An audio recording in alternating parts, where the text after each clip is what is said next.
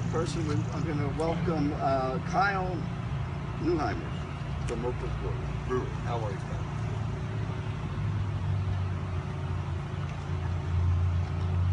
Good afternoon.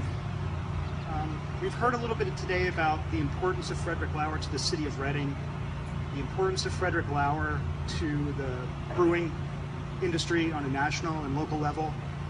But we have a busload of brewers here from Philadelphia today, and I think they want to hear a little bit about the man's beer.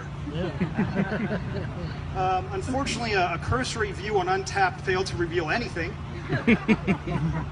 So I did a little digging in the newspaper archives, and I came across this review of the man's Lauer's Reading Ale from the Philadelphia City Item, March 1873. I'd like to share that with you today as part of the closing comments.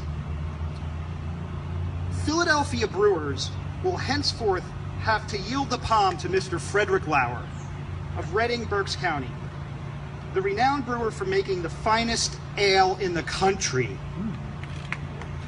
The article he manufactures combines at once all the requisites of a first-class beverage, pleasing the eye with its bright and sparkling translucence and gratifying the palate with its delicious flavor.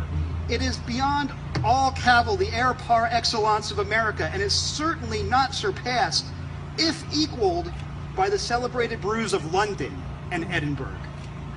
Sancho Panza invoked a blessing on the man who first invented sleep. In like manner, we invoke a blessing on the man who invented ale, and in a special one, on Mr. Frederick Lauer, for advancing the art of brewing to its present high standard of excellence. Wow! A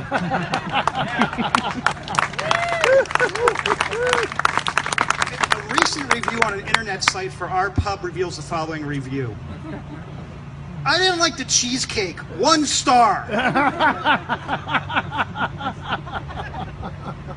The art of the review has gone downhill tremendously in 150 years. I want his review. I want our beers to be unrivaled by the legendary beers of London and Edinburgh. But times change. Times do change. And this is not the first time that the fate of the Lauer Monument has been in jeopardy. During Prohibition in 1922, a vocal and politically active faction of prohibitionists petitioned the city of Reading, demanding the removal of this monument from City Park on the basis of temperance.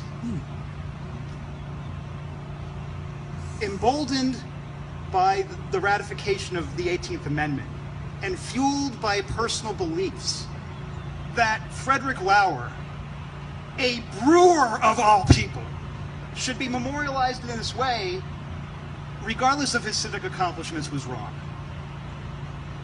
The city wisely and unanimously rebuffed the demands of the prohibitionists, keeping the statue here in City Park in its rightful place, overlooking the city for which the man had become such an important benefactor. Today, nearly a century later, the fate of the statue was again in jeopardy, this time not from prohibitionist zealotry, but from a perception of apathy. When the plaques were taken, there was some concern in the community that it would be difficult to find anyone willing to shoulder the financial burden of restoring this statue to its former glory, and that the city may not have the financial resources necessary to effectively repair the damage. I can't tell you, as a businessman, as a brewer, and as an advocate for the city of Reading, how good it feels to know that any concerns of apathy were unwarranted. And to see the Brewers Association and the Brewers of PA working with the city to assure that this monument remains here in City Park, where it belongs, overlooking this city, continuing to represent the ideals of philanthropy, leadership, and civic involvement. Ideals that just weren't the ideals of Frederick Lauer 150 years ago, but ideals that have become the cornerstone and his legacy to craft brewing today. Thank you to the Brewers of PA, the Brewers Association, for your generous donation, and thank you to the City of Reading for inviting the business community out here today to become a part of the rededication of this historic, yet so very, very relevant monument. Thank you all, and enjoy the rest of the Craft Brewers Conference.